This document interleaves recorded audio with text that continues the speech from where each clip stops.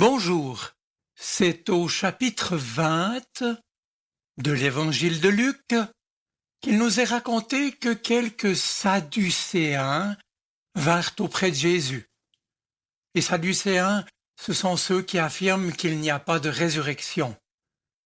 Et ceux-ci donc l'interrogent de la façon suivante. « Maître, Moïse a écrit pour nous, si un homme a un frère qui meurt en laissant une femme sans enfant, il doit l'épouser, épouser la veuve, pour donner une descendance à celui qui est mort. Or il y avait 7 frères. Le premier se maria et mourut, sans laisser de descendance. Le deuxième épousa la veuve, puis le troisième. Il en fut de même pour tous les 7 qui moururent sans laisser de descendance. Finalement, la femme mourut à son tour.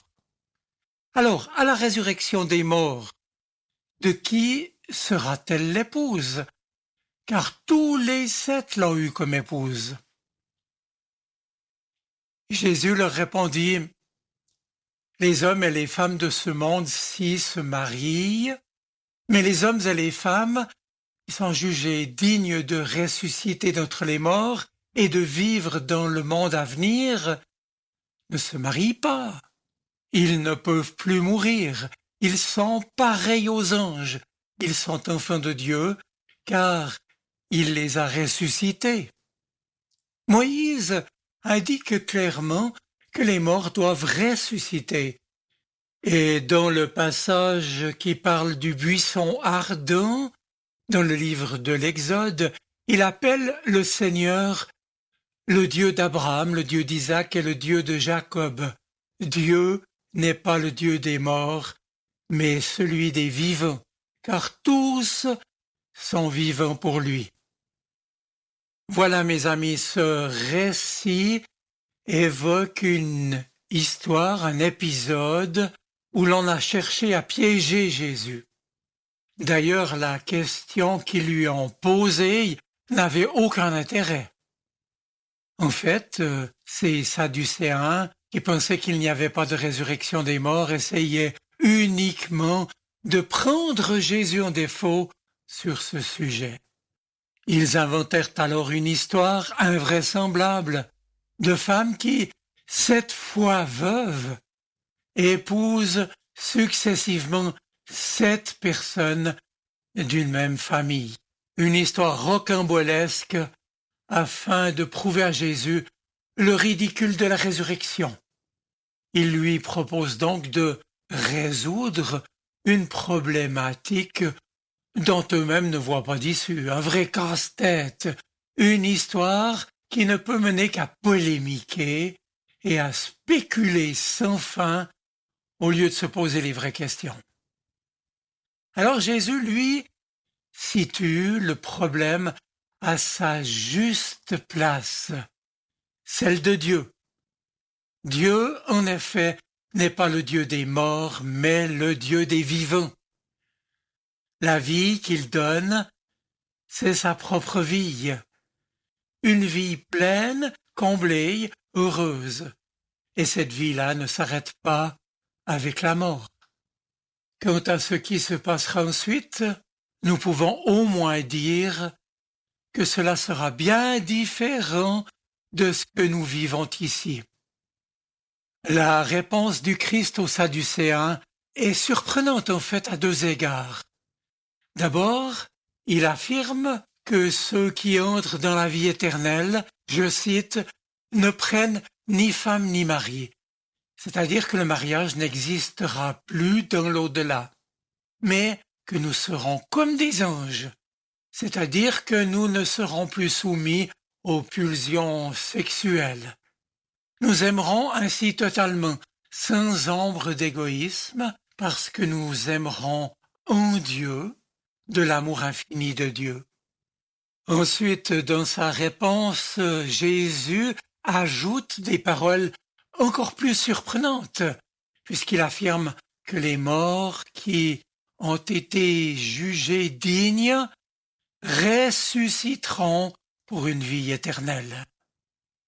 Ici, il nous invite à ne plus considérer sur un même plan notre vie terrestre est la vie éternelle à laquelle Dieu nous fera entrer.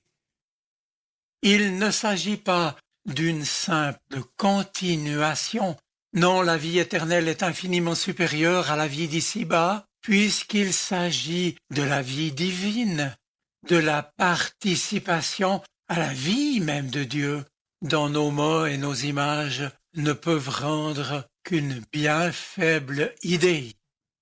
Pourtant, aujourd'hui, comme au temps de Jésus, croire à la résurrection des morts est le cœur de la foi chrétienne, car la résurrection de Jésus est le fondement de notre espérance face à la réalité universelle de la mort.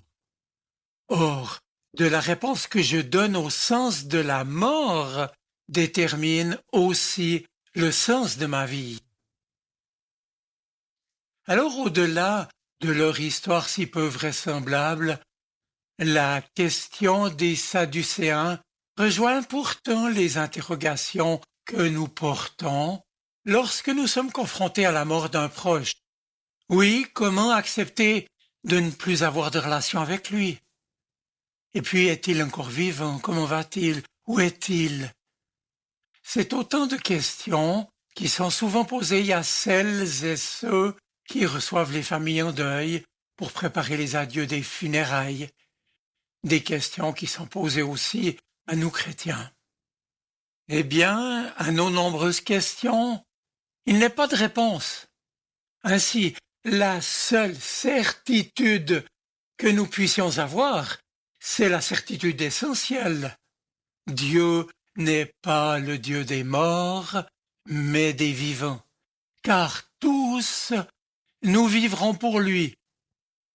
La réponse de Jésus souligne donc l'étroitesse de vue de ses interlocuteurs qui imaginaient cas échéant l'au-delà sur un mode trop terrestre, puisqu'il réduisait la vie éternelle à un simple prolongement de la vie terrestre, ce qu'elle n'est pas. Une telle interprétation signifie à la fois méconnaître les Écritures et méconnaître la puissance de Dieu. Ainsi, Jésus commence par démontrer que les Sadducéens méconnaissent les Écritures, car, contrairement à ce qu'ils prétendent, celles-ci annoncent la résurrection. Et ici, Jésus cite le célèbre passage du buisson ardent au livre de l'Exode, chapitre 3. « Dieu n'est pas le Dieu des morts, mais des vivants. » Mes amis, la leçon vaut aussi pour nous et nous interroge, nous aussi chrétiens du XXIe siècle, sur la manière dont nous lisons la Bible. L'interprétons-nous sur l'horizon de nos conceptions humaines de la vie et de la mort, selon les idées ambiantes, ou nous laissons-nous enseigner et guider par le Christ, par l'Esprit Saint qui nous interprète les Écritures? La foi en notre participation à la résurrection du Christ se fonde sur sa parole attestée par l'Esprit. L'objet de notre espérance n'est pas une simple survie, ni une réincarnation, ou que sais-je, mais une action divine déconcertante, oui, apparentée pourtant à une nouvelle création. Alors le paradis, c'est le mot que Jésus utilisera avec le brigand sur la croix. Relisez Luc 23, 43, quand il dit « Aujourd'hui, tu seras avec moi dans le paradis. » Bref, le paradis, c'est en quelque sorte l'entrée dans une vie nouvelle et pas le prolongement de notre vie, de notre existence sur la terre. Dès lors, le point de référence n'est plus notre monde tel qu'il va aujourd'hui. Au ciel, ce que nous sommes aujourd'hui sera recréé, réorganisé en fonction de la vie même de Dieu, communiqué par la résurrection de Jésus.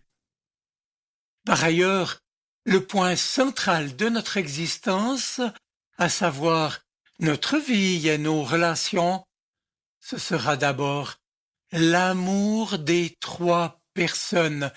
Et dans cet amour trinitaire, je crois que nous redécouvrirons toutes les relations que nous avons eues sur la terre en fonction même de la plénitude de l'amour de Dieu. Pour l'instant, nous voyons tout à la mesure de notre existence actuelle, et la suite, nous ne pouvons pas l'imaginer. Cependant, nous ne serons pas comme des statues alignées, immobiles, sans avoir aucune relation les uns avec les autres, mais toujours les yeux fixés sur Dieu. C'est impossible. Dieu ne nous a pas donné de nous aimer pour qu'on s'ignore pendant toute l'éternité. Maintenant, le comment de notre résurrection importe assez peu finalement. Ce qui importe, c'est que nous soyons convaincus que notre vie ne s'arrête pas à notre mort, mais qu'elle est transformée, recréée en infiniment mieux et pour l'éternité. Alors, puissions-nous vivre cette foi qui nous permet d'affirmer notre espérance, à savoir que lorsque tout est apparemment fini, tout en fait commence pour de bon et pour l'éternité. Notre vie actuelle est en somme le lieu où nous préparons à accueillir l'amour éternel, puisque Dieu n'est pas le Dieu des morts, mais des vivants. Je vous souhaite une bonne semaine. Soyez bénis. Amen. Sa parole résonne dans mon cœur. Elle est vivante, elle parle. Elle m'aide à choisir, m'illumine. Elle est vivante, elle est poignante, elle touche mon cœur.